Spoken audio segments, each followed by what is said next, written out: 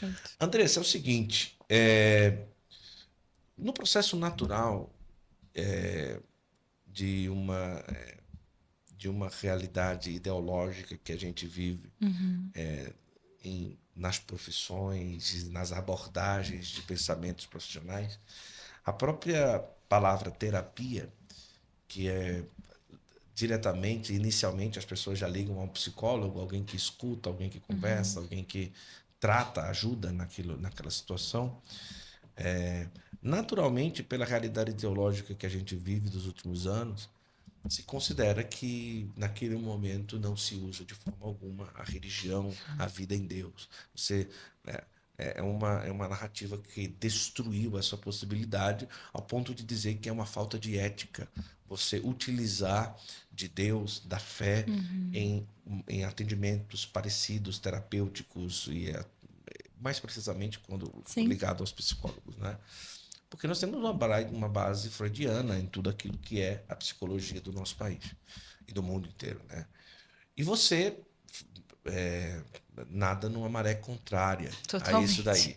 E você põe nos seus atendimentos a fé Uhum. e usa disso realmente para indicar caminhos. Uhum. E o quanto que isso potencializa um trabalho terapêutico diante da sua realidade?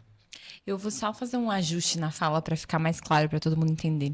Não é que eu use a fé ou a religião nos meus atendimentos, eu uso a verdade. Aquilo que é filosoficamente real, aquilo que é pautado, porque Sim. essas psicologias modernas que tem, e elas são pautadas em experimentos da pessoa, e aí vai fazendo uma análise, mas aí já vai tendo uma corrupção do comportamento com o passar do tempo, porque já existe uma influência naquilo, e as pessoas se descolam da verdade. Tanto que eu recebo depoimentos de, por exemplo, Andressa, eu fiz 4 anos de terapia, 4 anos de análise ou 4 anos de terapias, e eu não evoluí, não me desenvolvi. O que eu evoluí, por exemplo, 2 meses te seguindo no Instagram. Né? Nem falando de curso comprado nem nada. Mas por quê? Porque quando a gente tem acesso à verdade, a verdade liberta. E qual que é a verdade? Que você tem uma responsabilidade sobre você e sobre a sua alma.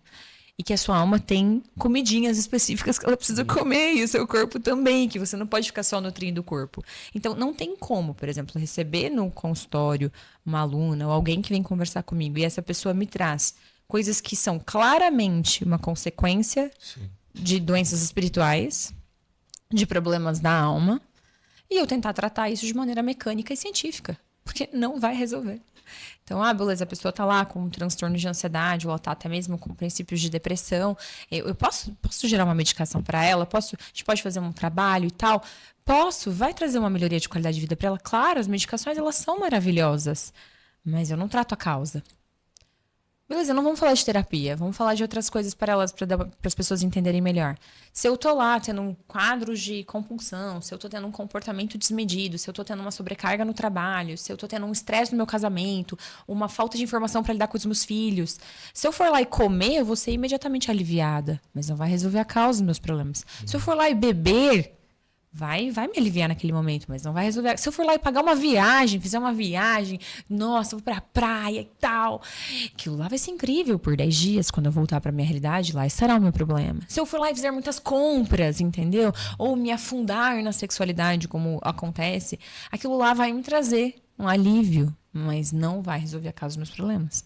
E aí, essa psicologia de hoje em dia, ela acredita que a gente é só um efeito de estímulo e resposta. Então, se eu ficar dando estímulo positivo, você vai reagir de maneira positiva. Só que isso não sustenta a ação.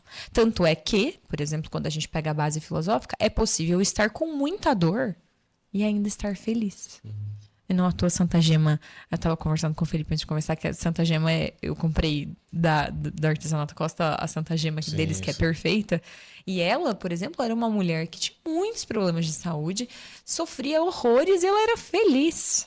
Então isso rompe.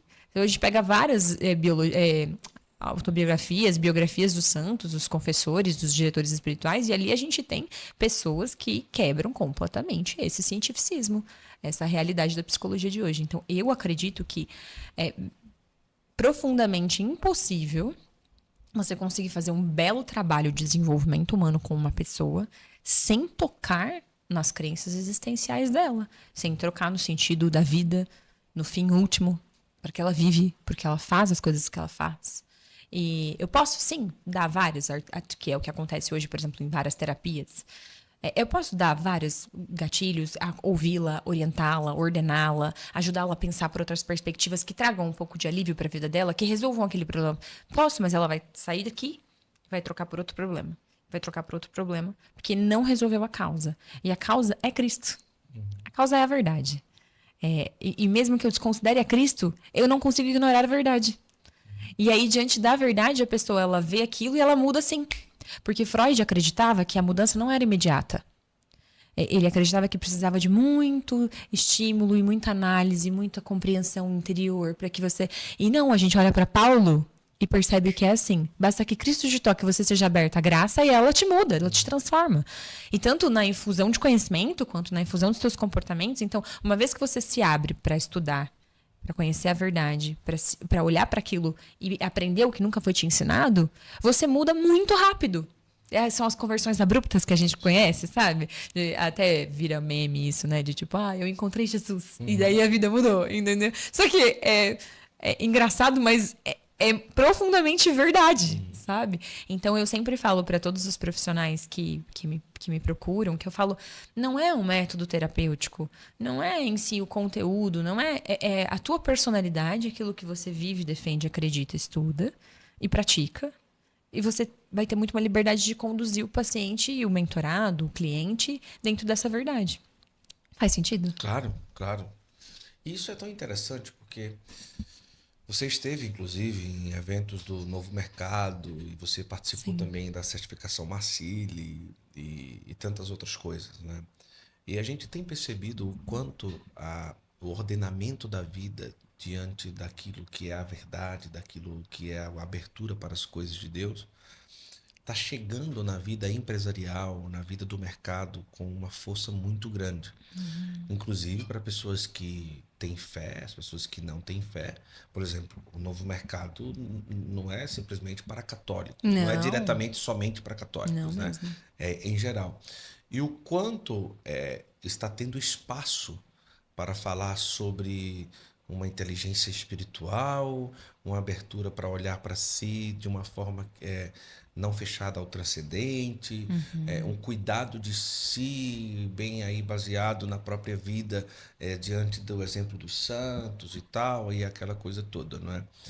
Você percebe que essa movimentação de vida pautada nesses princípios abertos à transcendência, pode ser realmente uma diferença no mercado, no business, na vida profissional das pessoas e realmente pode trazer um impacto positivo para tudo aquilo que a gente está pensando aqui agora? Eu diria que hoje a gente enfrenta um problema que não é de agora, mas que agora está gritando, que é uma carência de liderança. Então, a gente tem uma carência gigante de líderes em várias áreas da vida. E aí, quando a gente tem uma pessoa que é referência naquilo que faz e que se posiciona sem mudar a sua opinião de acordo com a massa. Então, se a massa achou bom, se achou ruim, ela não altera, ela sustenta. Isso é uma chama acesa que recolhe. Então, eu falo que é como se a gente fosse em muitas brasas e de uma hora aparece uma fogueira. E aí, brasa longe da fogueira apaga. Sim. Então, poxa, eu vou me aproximar, por exemplo, do Dr. Ítalo. Porque o Dr. Ítalo, ele... o Ítalo Marcili, né? Porque o Dr. Ítalo, ele é fogueira para um grupo de pessoas. Vou me aproximar do Ícaro de Carvalho. Porque, nossa, olha só, ele é bem sucedido. Ele tem uma família. Ele ganha dinheiro pra caramba. Ele vive no mundo. E ele professa a fé. Eu vou me aproximar. E aí a gente conseguiria trazer uma lista gigantesca hoje em dia, graças a Deus, de vários nichos. Então eu vou desde quem tem família, quem não tem família, quem é casado, quem é solteiro, quem é padre. Então o padre Paulo Ricardo, por exemplo, faz um apostolado. Você, entendeu? A gente tem, por exemplo, o Bertaldo e a Kênia. A gente tem várias pessoas de estruturas familiares distintas, mas que têm um denominador em comum, que é a convicção. Não, essa é a verdade. E aí, isso é fogueira.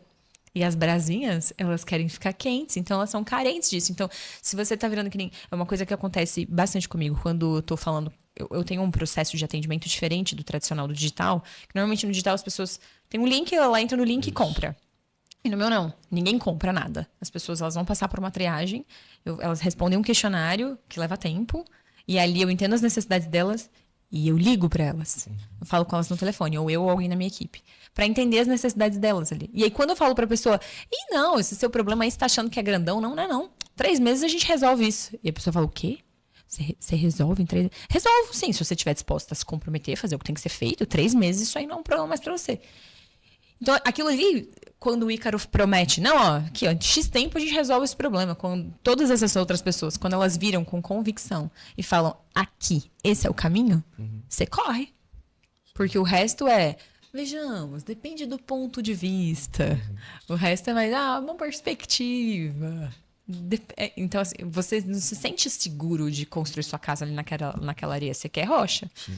E a rocha é a verdade. E é impressionante que a gente percebe isso de uma forma muito recorrente. Agora...